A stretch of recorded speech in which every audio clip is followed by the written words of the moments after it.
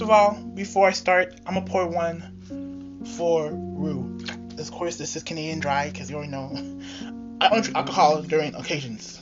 I mean, this is an occasion, I guess, right? I don't know.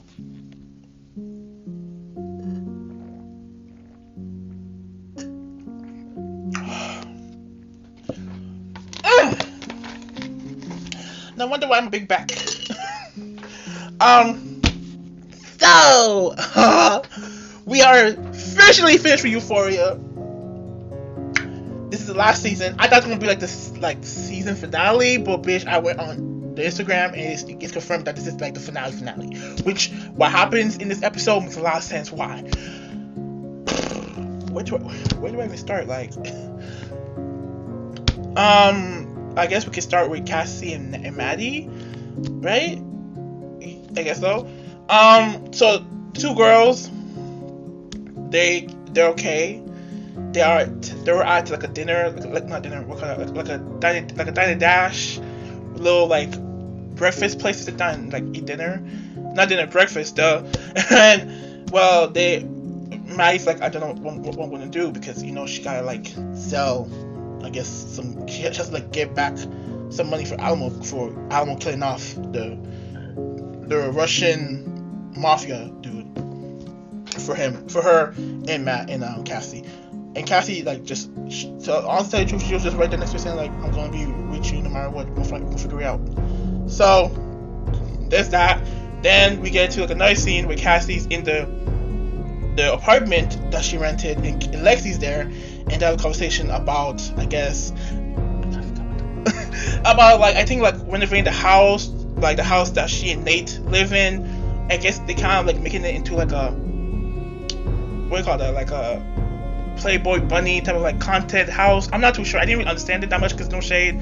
After what happened in this episode to another character, everything else was like muted to me. But I think they're talking about something like that, and then we get into the next scene where those two in the house that Nate and Cassie stayed in, and Cassie went to go get some cash from a safe, put in an envelope, put a kiss on it, and give it to Maddie. And Maddie said, "Hey, don't wait for me. I gotta do what I gotta do." And Cassie tells her like, "Just pretend that you like him, so time can pass fast and you can go back home like that." So she goes, Bishop picks her up, and then she goes to the strip club to meet up with Alamo. And I'm guessing the girl was about to sell it. She was about to sell the cat to him. It pissed me off so bad. Like, oh my god, like how my queen has fallen, bitch. Like she went from like honestly a good job to her like, I don't even know what was gonna happen to her, honestly, truth. But gonna put pause on that. And then there was like a scene with Cassie and Lexi. They're talking about the Bible and all that, and like how also Lexi's like worried about Nate because she doesn't know that Nate is dead. She don't know that. And she thinks that Nate and Lexi, Cassie told her that Nate just left he's gone, he's disappeared. So I don't know what is going on, but that's the end of that, I guess. Then we saw a little glimpse of Jules, and she was painting like this beautiful like painting of Rue while crying. But I don't think she cried because of what happens in this episode. I think she cried because in general I think she just actually misses Rue a lot. So there's that. I can't really say to you. Fuck all that bullshit, right? We get into Rue. When I tell you I was irritated, whole episode I was irritated. Towards the end, I was happy, but bitch, whole episode was irritated. Irritated as a motherfucker. So, Rue, right? As you remember, last episode, Faye screamed out for Mark. Mark woke up. Rue grabbed like a wrench and slammed that shit on his like leg or knee. I don't know. She slammed that shit on his leg, and that bitch punched the fuck out of Faye. She said, "Boom!" Faye like ah. Like how the fuck you do? And my bitch grabbed the trash bag full of the stuff and like the IDs of the strippers, and she started booking it. Meanwhile, Mark, that's his name, I think his name is Mark, I forgot his name, but the dude had a shotgun and was shooting like boom, boom, boom, boom. And Rue's like, one thing about Rue, for a bitch who do drugs, she has the stamina of Flash. She, especially in another scene in this episode, we'll talk about that scene soon. So she's running, she's booking it. Then the other like country bumpkin, I forgot his name. He's on the horse, like like freaking like what do you call that again? Basically just like grabbing the rope and like whipping it and all that, whipping it, and then he threw it a lasso. There you go. He threw the lasso at her leg and just grabs her and starts dragging her, and she was like ah ah. Out of nowhere, somebody shoots him on the shoulder. Boom! It was Gigi, one of Almo's what call it again? Co-workers. I've got psychic, whatever. The fat dude with the break with the locks. He shot him, and Rue took the opportunity and ran to this truck, and they both booked it back to Alamo's crib. So in this scene right here, I can tell that something's going on. They go back to Alamo. Alamo get his shit back. Rue's fucked up, so it's crazy, so she's limping, and Alamo gives her this pill. She drinks it with Coca-Cola. What the fuck? In that scene, I was like, he's drugging her. He's drugging her. Yeah. Because if you remember, last episode, Maddie, or her dumbass self, had to tell him that Rue was working with the DAA. So with this, now I think he knows what happened. That pill did not do anything. I think he just gave her a pill to make her to make sure that she's cool with that she's cool with him. But like, so they sit down. Gigi, what's his name? He gives like Alamo this like pouch full of money. He gives it to Rue, and also give her some pills. They didn't give her some pills. You already know what happens. I already know what's gonna happen. I feel it in my stomach, in my heart, in my balls. You know that. So what happens? She goes to get her hand stitched up. Then she goes to stay at Ali's house for the night. She's like listening to music on the couch, and she's looking at the pills. In my mind, I'm like, Rue, on everything, please do not do that. Do not take the pills. So she listens to music and all that. Not music. She listens to like a Bible verse and all that. Then the next day, Ali wakes up and she sees her eating breakfast. Then the news pops up that says that Fezco escaped prison. So he really did escape prison. So Rue's like, oh shit, what Fezco? Oh my god. So my bitch booked it, grabs a car and starts driving that shit through the neighborhood to go see Fez's house and all that shit. But the police blocked it, so she had to go shoot. So she went back home, but they also blocked it for her house. So Rue's like, listen, I need to go. This is my house. I need to go to my house. Please. They're like, you can't, ma'am. No, you can't. It's dangerous. So she's like, okay, cool. This bitch proceeds to duck down the yellow tape and starts running like Sonic. I tell you, one thing about drugs, they may fuck up your mind, but they give you some sort of superpower. I don't know. I've seen a video of this guy clearly on some type of drug, riding a red bicycle, holding a big fucking white refrigerator, holding it on his neck, and just riding it like no problem. I tell you this, people on drugs, they have the kind of power. They got Superman powers. It's scary, but I mean, it makes sense.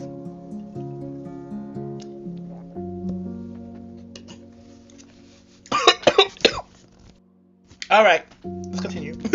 So Rue is like running from the cops, like booking it, like this is the second time she did this. Second time, crazy. Her stamina. She if what happens to her in this episode didn't happen to her, that bitch could have been in the Olympics. I tell you, she could have been in the running track.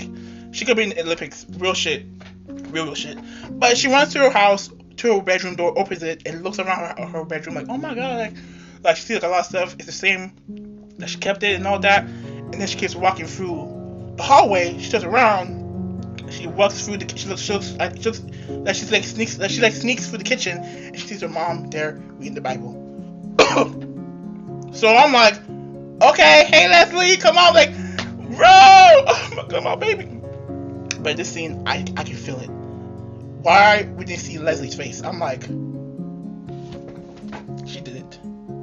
This bitch didn't. Then we see like, I forgot to say this. Like during the drive to the neighborhood, we saw like a moment of season 1 where we see Rue, her sister, and her mother driving her back from rehab, and that's when she saw Jules for the first time. So I'm like, That's where I was like, oh. But this way, I was like, uh-oh. We see her hugging her mom. Her mom looks like her mom didn't say like Rue. She was like, I'm like, oh, she's dead. She overdosed and she. Then we see her hugging her father, her mother. We see these scenes of her sister. All this, all this is happening, and we see her on the couch, like. I'm like, I'm fucking irritated. Did this bitch overdose? Did this bitch just overdose? Next scene comes in. It's the same scene before. It's morning. Ali wakes up. He walks to the living room. He says, Rue. Rue's like turned over on the couch. The pills out there. He turns her over.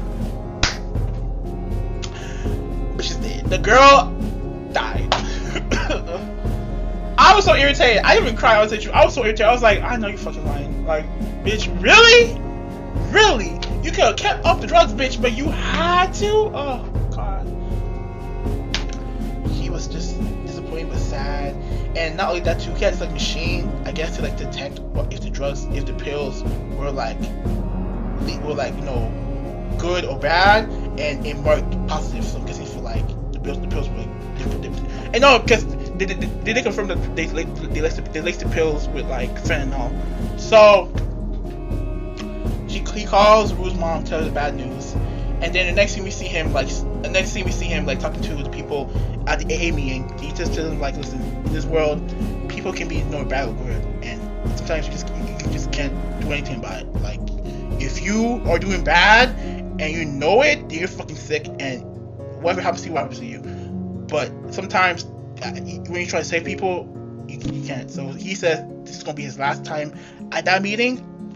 Never again. And the next scene, we see him in the kitchen, like sewing off the big tip of the shotgun. And I'm like, oh no, what's gonna happen? Next scene we go in. Alamo and Maddie are in the strip club. They go into like a room together. I guess to like, fuck. Thank God we didn't see that scene. Also, I forgot to say this. There's this like cute scene between Maddie and Bishop. It was really cute. And I can tell like Bishop generally like does care for Maddie, and we're gonna talk about him. So everybody's doing their shit in the strip club, shaking ass, getting some money and all that shit, getting horny. Then we see this dude walking in with this like military suit. I'm like, what the fuck's going on? He locks the doors. Like he like you like, of course we call that again, but he like locks it like so nobody can get out. And he just like proceeds to walk in the club and all that. Kitty comes in with her new ass. Oh, I gotta say that too. I forgot to say this. I'm sorry.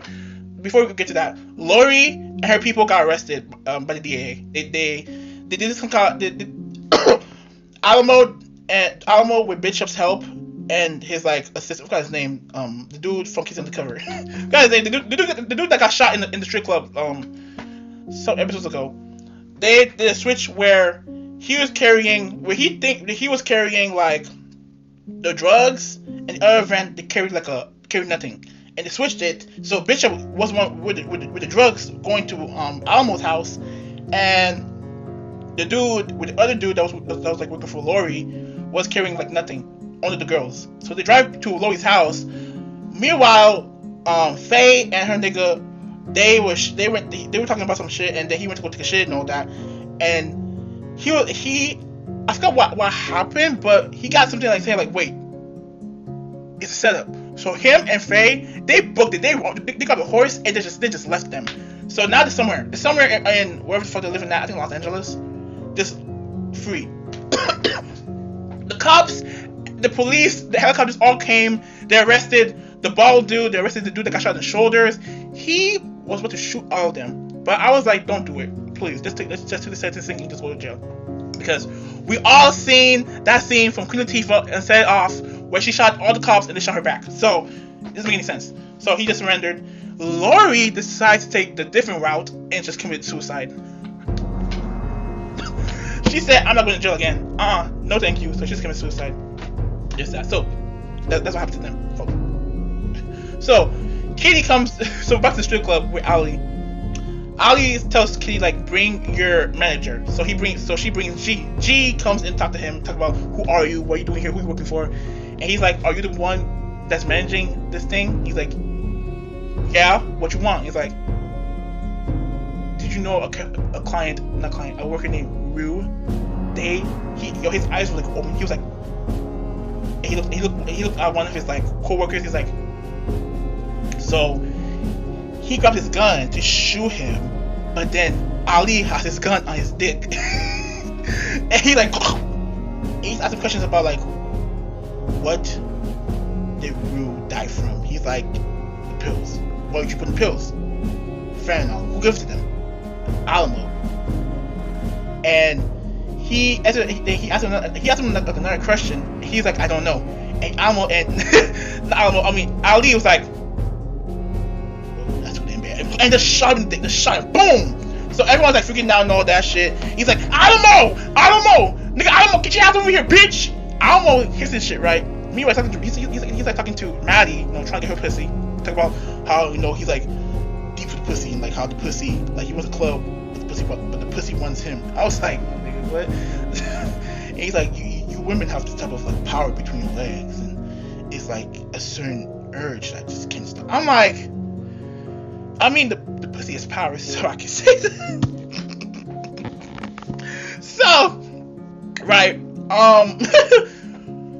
that's happening. He's hearing his name being yelled out by Ali. So he throws like this big axe, no, not axe, this bullhead towards the window to Ali. Ali fell down. He grabbed his gun, and he grabbed Matt, and Alamo grabs Maddie, and he's like, yeah, want to kill me, huh? Maddie's like freaking out, like, and then he pushes her onto him, and then he's like, he went to go get his gun, and Bishop, the dude with the afro, gets him his gun, and he like, okay, you want to kill me because of Rue? He's like, yeah, I'm here for Rue, bitch nigga. It's just baffled how this show about teenagers in high school doing drugs turned into, at the end, 2 adult black men shooting at each other at a strip club. I don't know. I don't know how we went from that. I don't know how. So Alamo does this. He asked Kitty to give him a bottle of wine, and he told Kitty like, okay, Kitty, you gonna put that bottle on that counter and let it roll, and when that ball hits the ground, then we're gonna shoot at each other and all that. So she does it, she rolls it and all that, and Alamo like quickly quickly grabs his gun and like tries to shoot him. The gun didn't shoot him, didn't shoot Ali. The gun has no bullets, and he looks at Bishop. He's like, you motherfucker, I'ma see you in hell. And then you hear boom, nigga chest open, blood, guts coming out, boom, again, boom, and then Ali does the final shot through his forehead, boom. I mean, it was the same way that Alamo killed the mafia nigga in that episode. So, I mean, karma is karma, I guess. So, with that, Alamo has killed the big nigga. Bishop was holding the bullets because he's like, hey, I don't like the nigga anyways. And he tells Maddie like, hey, you want me to drive you back home? And honestly, the truth, Bishop honestly was like the MVP for the season. Honestly, he was doing it. And at the end, at the end of the season, aka the show, he became like this he became like this white knight for Maddie and Kitty. Kitty left with them too. She said, this is too much for me. I'm gone. So with that, get to the final scene. We have Almost dead. We have Ali going to this house where Rue went to in the first episode with the Christian people in the desert and all that, and he tells them that his daughter came here, but unfortunately she's not with us anymore. And he sits down with them for dinner and all that, and he did a prayer about Rue, and he was crying and all that. Even the girl that Rue talked to, she was crying too. And that's how the show ends. That's how Euphoria ends. I'm gonna give this season this. The story was cohesive, for Rue mainly. I feel like this season should got like 10 episodes to like wrap out other people's storylines, like Lexi and Jules. What happened to them?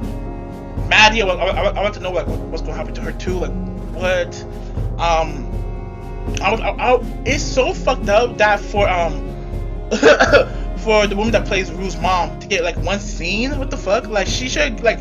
I want to see her reaction to find out her daughter is dead. Like, what the fuck? Whatever. But yeah, officially for me, the season was like a flop. It's definitely my favorite season. It's different from the first seasons, from season 1, season 2. It just became just like a different type of Euphoria. Like it's like if Euphoria was like, I don't know, like I don't know. I can't really tell you. Like it's just different. I didn't really like it. So there's that. You know, Euphoria. Thank you so much for coming to this world. I liked you. I loved you since season 1. But it was just all downhill. All downhill. Especially Labyrinth. Labyrinth would have made this last episode feel very magical with his voice and his talent and the way he makes music. He will make that Rue's like death scene more impactful for me, honestly, to tell you the truth.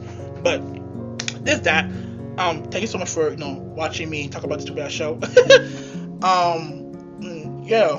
With his face of Rue, bitch. Ruby Gloom. Anyways, I'll talk to y'all later. Bye.